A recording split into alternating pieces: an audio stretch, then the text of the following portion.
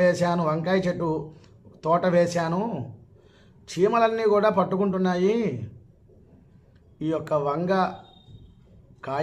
వంకాయల దగ్గరికి వస్తున్నాయి చీమలన్నీ, అందువల్ల నా యొక్క పంట పాడైపోతోంది అన్నారు. అప్పుడు గురువుగారు ఏం చెప్పారంటే, మా గురువుగారు ఒక పని చేయండి, ఈ కాలంలో మనం కేజీలు అంటున్నాం కదా, అంతకుముందు సేరు, తవ్వ, అదేవిధంగా మానిక, గిద్దెడు ఇలాగా ఉన్నాయన్నమాట, వీసెలు అని. ఇన్ని వీసెలు బెల్లం నీరు కలపండి, చక్కగా వంగ తోట మీద చల్లండి అన్నారు. నాకు అనుమానం వచ్చింది, ఏమండి ఇంకా చీమలు ఎక్కువ అవుతాయి కదా, బెల్లపు నీరు కదా అని అన్నాను. అలా కొన్ని రోజుల తర్వాత అప్పుడు ఆలోచన వచ్చింది, గురువుల అనుగ్రహమే. ఏమిటి అంటే, చీమలు వంకాయల దగ్గరికి వెళ్లకుండా బెల్లపు నీరు వైపు వెళ్ళిపోతాయి. అప్పుడు వంగ చెట్టు చక్కగా సుభిక్షంగా ఆ యజమానికి